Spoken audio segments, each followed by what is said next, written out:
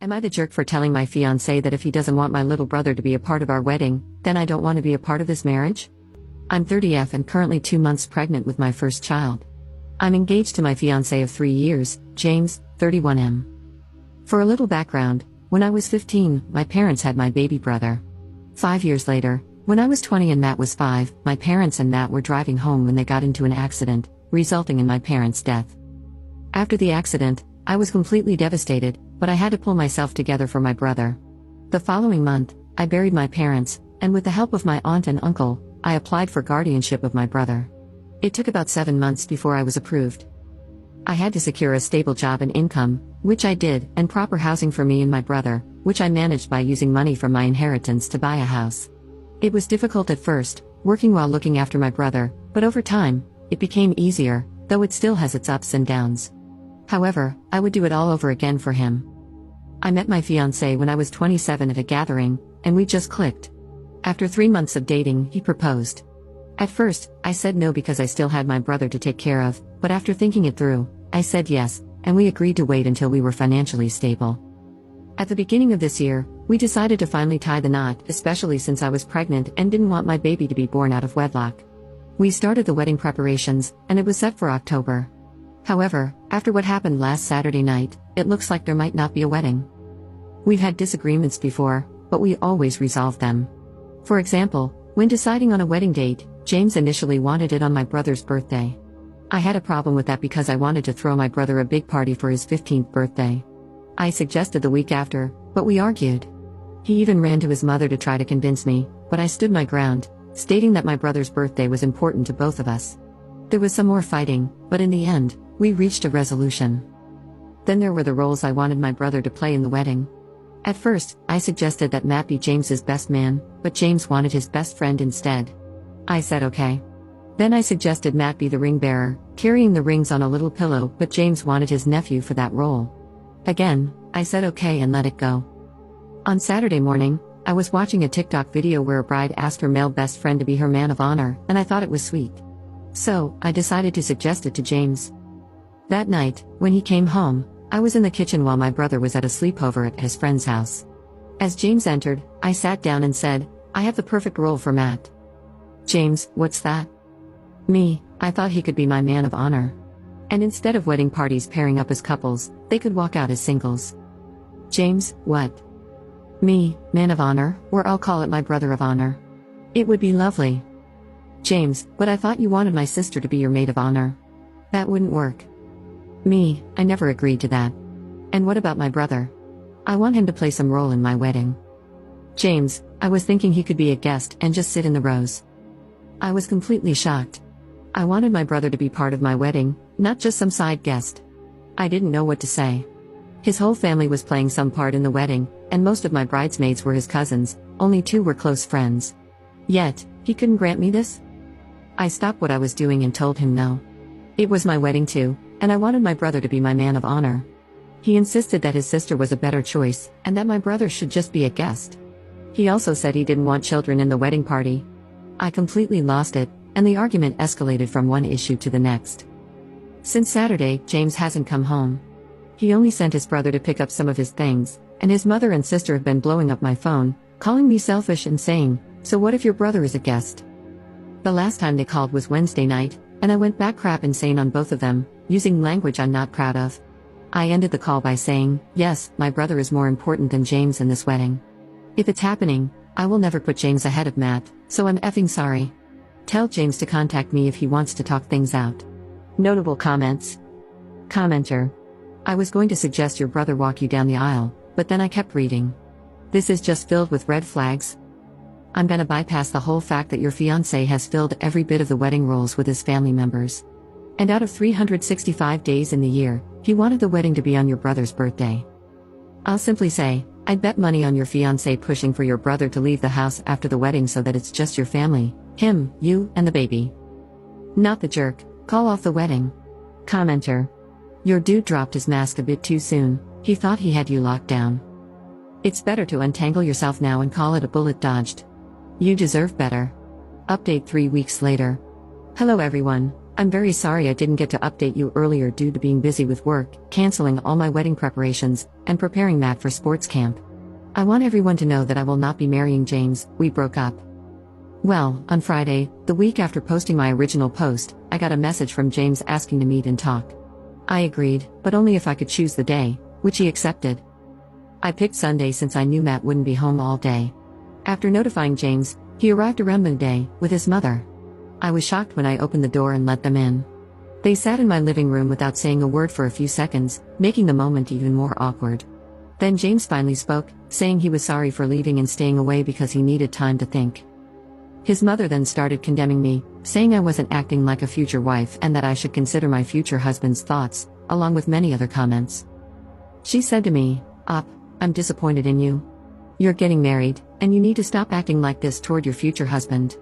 I scoffed at that, then turned to James and asked what his problem with my brother was. It turned out his issue was that I was giving more attention to my brother than to him. He sat there silently for a while before finally stating that he wanted a life with me and our unborn child, but not with Matt. I felt utterly disgusted as he continued, explaining that after the wedding and the baby's birth, he thought he could convince me that raising both a baby and a teenager would be too difficult for us. He said it would be best for me to send Matt to live with my uncle and aunt, though he would allow me to continue supporting Matt financially. I was completely shocked. Before he could say anything else, I told him, sorry, but no, that isn't happening. My brother isn't going anywhere. I stood up, took off the ring, handed it back to him, and told him it was over. Both he and his mother immediately started arguing, saying I didn't have to do that, and that I would regret my decision. James began crying, begging me to reconsider, but I simply walked to the door, opened it, and gestured for them to leave. A few minutes passed before they finally walked out, with James still crying and pleading while his mother called me nasty names. Later that evening, his sister and mother blew up my phone, cursing me out. I only responded to tell them to have James come pick up his remaining belongings. There are a few things I would like to respond to. 1. I saw many asking why I didn't choose Matt to walk me down the aisle. I gave my uncle, my father's older brother, the role because, after the funeral, he was there helping me obtain guardianship, and has been there over the years for both me and Matt. 2. Many of you advised me to terminate so I wouldn't have any ties to James, but I'm sorry, I had to think it through, and I don't want a termination. I decided to carry the baby to full term. 3. As many of you stated, I should sit down and talk to my brother to see if James ever mistreated him when I wasn't around, which I did. However, he said no, that James mostly ignored him, and he did the same.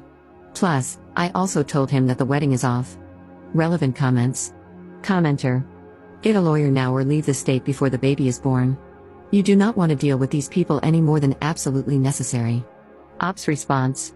I will consider those options, but right now, I will focus on the pregnancy, my health, and my brother. Commenter. You've absolutely done the right thing in protecting Matt. But my question now is, what are you going to do about the baby since you're carrying to term? Are you going to give the baby up for adoption? Are you going to try to co-parent with James and his crazy family, who he clearly can't keep out of his business? Ops response. Thank you, but it's a no for adoption. If James doesn't step up, I've already raised a child alone, and I can do it again. Commenter.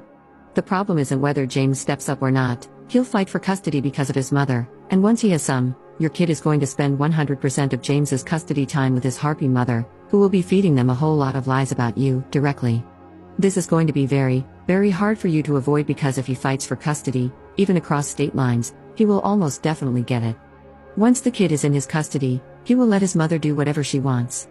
And if he's taking the kid out of state every summer, all summer, you have a very real problem on your hands regarding what they're going to tell them about you for 2 solid months. I'm not telling you what to do regarding the pregnancy, but you are signing up for decades of misery dealing with these people, and they very well might succeed in turning your own kid against you.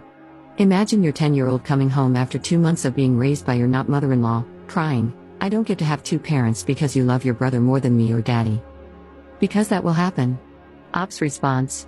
I honestly get where you're coming from, but I'm prepared to fight tooth and nail to get full custody. I'm taking screenshots of the messages his mother and sister are sending me, and I'm planning to seek out a lawyer and begin the process. So, thank you for your concern. Second update 6 months 2 weeks later.